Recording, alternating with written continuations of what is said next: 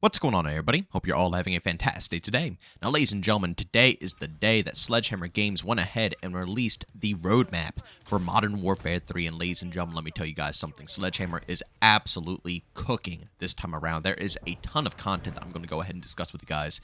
Give some details on why I think it's good content and good for the overall experience. Of course, there's not too many details about bug fixes, nerfs, buffs, so on and so forth, which I am interested in when obviously they go ahead and release those patch notes. But content-wise, yeah, I think Season 3 is probably one of the best seasons we've seen in a very long time out of these past 5 Call of Duty games. But of course, ladies and gentlemen, before we go ahead and dive deep, if you are interested in more content just like this, don't forget to go ahead and subscribe and hit that bell. We're going to be discussing absolutely everything within Season 3, the good, the bad. Again, if you enjoy hearing both sides of the story, this channel is for you. If you enjoy hearing only one, opinion, then this channel is probably not going to make you too happy. But again, if you are still interested, subscribe and hit that bell. And if you are interested in any of my live streams, I do stream pretty much daily over on Kick. You can find a link to that channel down in the description of this video, and that usually goes live around 1 to 2 p.m. Eastern Time. All right, let's get right into this video.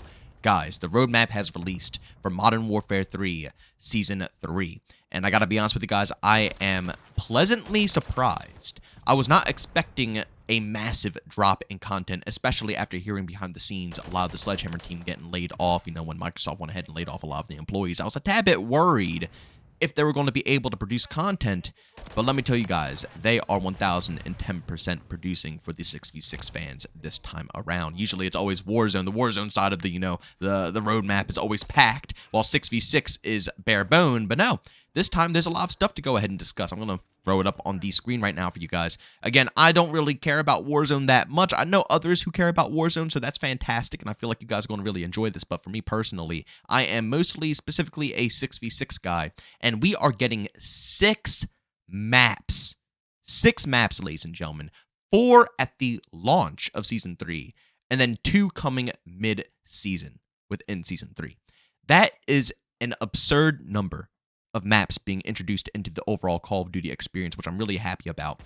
And I understand where people are saying, well, the game is packed with OG Modern Warfare 2 maps, so it's about time they went ahead and stuffed this game with content. But yeah, I'm just happy to see a bunch of them coming into the experience.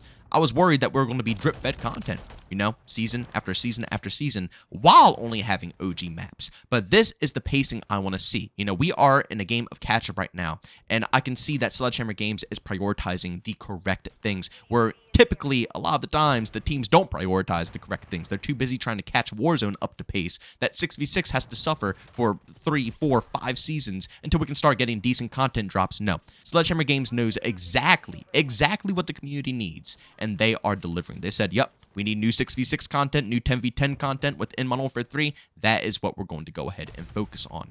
Now, there are, I think, a couple, maybe a few maps that are kind of refurbished, dare I say. I know the Grow House map is a remake of, what is it again, Sphere from Vanguard, which was a DLC map that got introduced into the game later on in its life cycle. Not bad. It looks pretty interesting, but again, you might notice it. I believe the Zoo one is actually, stripped straight out of a Warzone Resurgence from Vandal. So a lot of people might notice that as well. And I believe they're also adding in a Rebirth Island type, map into multiplayer as well. I forget what it's called, Checkpoint or something of that sorts. Whatever it is, that is going to be basically a map introduced from Resurgence Island in a 6v6 format. But again, I just want content. I want more things to play on. I enjoy the gameplay of this title. I enjoy what, the experience is. It's just not enough fresh things to go ahead and dabble my time into. I'm too busy playing the majority of the OG Modern Warfare 2 maps, and I'm tired of it. Exactly what I expected. I said it the first day this game came out that I was worried it's going to maybe last like a month. It's cool to see it. Don't get me wrong. I love seeing the remastered Modern Warfare 2 maps, but I knew it was going to get tiring. I think everybody under the freaking sun knew it was going to get tiring. It doesn't take rocket science to understand that. So we needed fresh stuff, and here we are. We are delivered fresh content. So I'm going to be happy. I'm going to be playing this stuff. I get crap all the time for enjoying this game. I know. And I also get crap for critiquing this game despite me enjoying it. People all the time come into the comment section saying, oh my god, you just said that you enjoyed this game, yet you're saying this is bad and this is bad and this is bad. Again, yes, that's how things work in this world. You can enjoy stuff and still find things to, critique and to improve. It's just normal. But I enjoy this game. So, having more multiplayer maps to play on it is a good thing in my personal opinion, and this is how the seasons should honestly be. I mean, compare this season to all the other seasons in Call of Duty history. Black Ops Cold War got 3 maps, one of them being remastered. Same thing with Modern Warfare 2019. I believe Modern Warfare 2019 got 3 maps, once again, one of them being a remaster. I don't know about Vanguard. I couldn't find Vanguard, but I don't know about the amount of content in that one. But seriously, you know, Modern Warfare 2 2022, that game also got 3 maps, one of them being a nighttime map, which instantly became irrelevant to over half of the community, so realistically, it was only 2 maps within Season 3. So yes, you know, I know they're picking some of the content from, you know, other inspired maps, but regardless, 6 is a fantastic number to see. My question is, are they giving us 6 maps because the game is full of remastered content, or is this the new wave of how they're going to be distributing content to their community? I hope it's the new way of how they're going to distribute content, but if you remember back to Vanguard, that game, we got the most maps at launch ever, and then literally the year after, we went back to a basic bare minimum amount of maps, you know? They like to bait us with this amount of content, and then the next game, they just kind of dwindle out. I don't know why they do this. Why do Sledgehammer products get all of the content and everybody else doesn't? You notice that? Vanguard had the most maps, you know? Sledgehammer Games. Modern Warfare 3, we are getting the most content with seasons and also the most event content. You know, live service has been at its all-time high from the past 5 Call of Duty games in Modern Warfare 3 right now. Once again, a Sledgehammer product.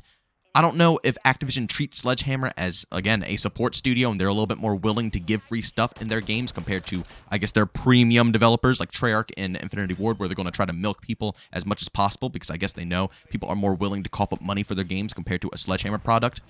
I don't know what the reasoning is, but regardless, the point of this video is that it's content for me to enjoy, and I personally think the gameplay in Modern Warfare 3 isn't too shabby. So along with having more content to play within 6v6, it can only get better, in my personal opinion. And on top of that, we're getting new game modes that are actually worth my time. Every single time they add a new mode into the game, it's something I don't really care for. You know, Headquarters, not really my cup of tea, and that should have been in the game since day one. You know, Bounty, once again, meh, it's an interesting mode, but not really my cup of tea. Not something that I'm going to really want to streak out in. But in Season 3 now, we're getting Capture the Flag, One in the Chamber. We're getting Minefield, and we're also getting Escort. Phenomenal. You know, I love Escort. I think that's a great game mode in Call of Duty, and Capture the Flag is one of my all-time favorite game modes within Call of Duty. So, you know, 2 modes that I will definitely have in my rotation compared to now, where the 2 modes that they added in initially, not really. You know, I still play Domination, Hardpoint, and TDM and Kill Confirm. That's it. Capture the Flag and Escort are definitely going to be added into that rotation, no doubt. And Minefield sounds like a pretty interesting concept. Sounds like it could be a quirky, you know, funny game mode. And then One of the Chamber, you know, and an obvious party mode. I still don't agree with these modes being added in later in the life cycle. I feel like, you know, modes like One in the Chamber should be there day one. It just seems weird that they keep doing this. But regardless, I'm getting modes that I'm going to enjoy. And on top of that, we're going to be getting 3 weapons within this game.